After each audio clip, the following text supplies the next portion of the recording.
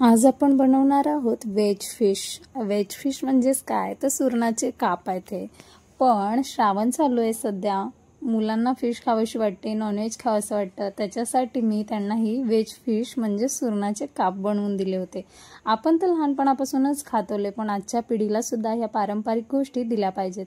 आणि आता पावसाळा चालू आहे, सुरण म्हणजे आता सीझनल आहे, तर खाल्लाही म्हणजे हवा खायला, त्याच्यासाठी सुरणाचे कापाची रेसिपी आज बनवूयात।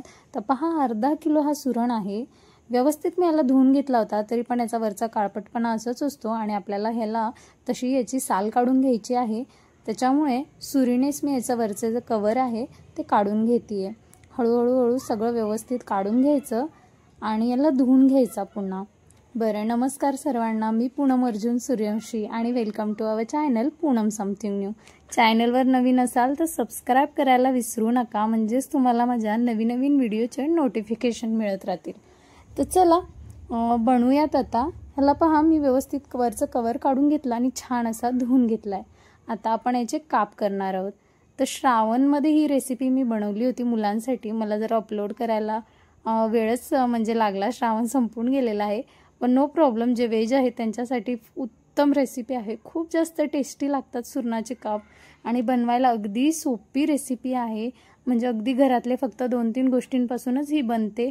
खूपच जास्त छान लागते। ज्यांनी नाही खाल्ले त्यांनी नक्की ट्राय करा।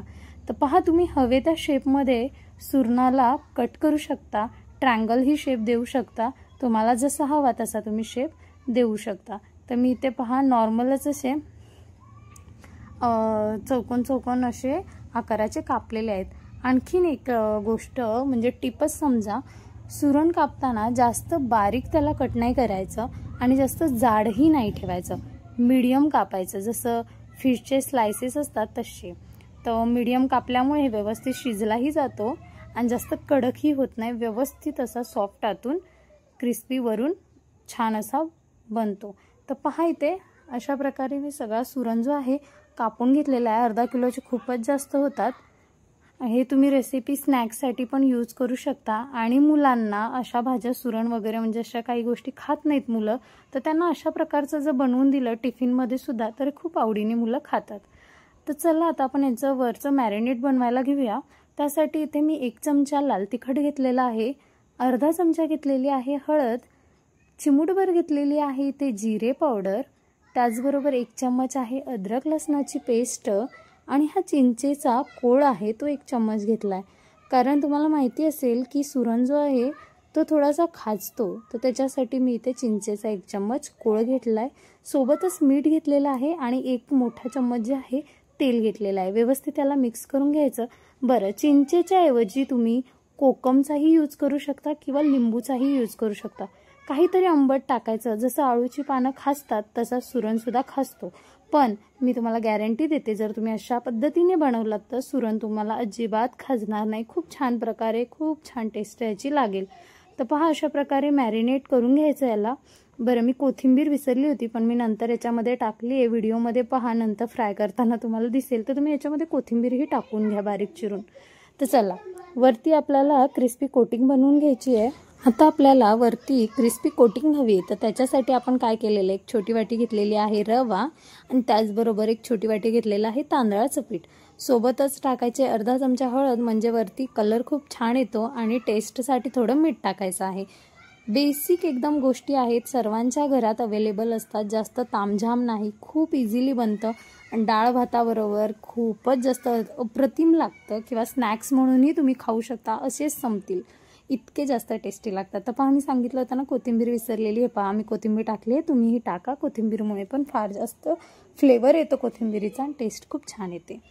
तर ह्या अशा प्रकारे पहा, आता आपण सुरणाचं काप घेतलेलं मॅरिनेट केलेलं ते आपल्या ह्या कोटिंगमध्ये टाकायचं, म्हणजे रव्यामध्ये टाकायचं आणि याला वरून कोट करून घ्यायचं, असं प्रेस करायचं हलकंसं आणि झाडायचं। त्याला झाडायचं का, तर झाडलं नाही तर मग तेलामध्ये रवा जाणार, त्याच्यामुळे असं छान चिटकतं ते आणि मग तेलात जास्त रवा होत नाही, त्याच्यामुळे असं व्यवस्थित प्रेस करायचं आणि असं झाडून घ्यायचं। पहा, तर अशा प्रकारे मी सर्व सुरणांच्या कापांचे वरती कोटिंग करते। तर तुम्ही जर माझ्या चॅनलवर नवीन असाल तर प्लीज चॅनलला सबस्क्राइब करायला विसरू नका, म्हणजेच तुम्हाला माझ्या नवीन व्हिडिओचे नोटिफिकेशन मिळत राहतील। आणि मुलांना काहीतरी पहा नवीन द्यायचं असतं आपल्याला खाण्यासाठी, पण ते असे सीझनल किंवा असे सुरण वगैरे अशा गोष्टी खात नाही. तर त्यांना अशा प्रकारे जर भाज्या थोडं वेगळं म्हणजे हे आपण लहानपणापासूनच खातो, पण मुलांसाठी आपल्या ह्या गोष्टी नवीन आहेत, पारंपरिक आहेत आपल्या म्हणजे या गोष्टी, पण त्या त्यांनाही माहिती असल्या पाहिजेत. त्यामुळे अशा प्रकारे तुम्ही टिफिन वगैरेला बनवून जरी दिलं तरी मुलं फार आवडीने खातील. तर पहा, तेल गरम व्हायला ठेवलं होतं मी आणि त्याच्यामध्ये आपले सुरणाचे काप मी सोडलेले आहेत.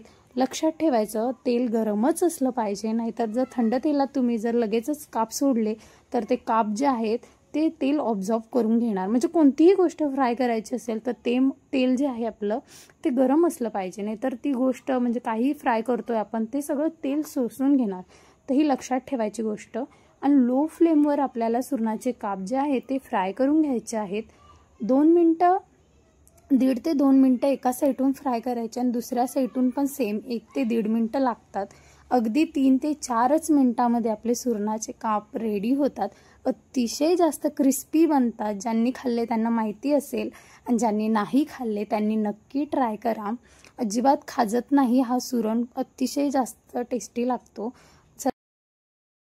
चला तर आता आपली व्हेज फिश रेडी झालेली आहे, काढून घेतलेली आहे. पहा, अतिशय जास्त क्रिस्पी आणि वरून बघून कोणालाच नाही वाटणार की फिश नाही आहे. खूप जास्त बघा टेस्टी पण लागते आणि दिसायला एकदम डिक्टो फिश. तर श्रावण महिन्यात मला व्हिडिओ म्हणजे अपलोड करायला लेट झाले, पण मी मुलांसाठी बनवलेलं, माझ्या मुलांना अतिशय जास्त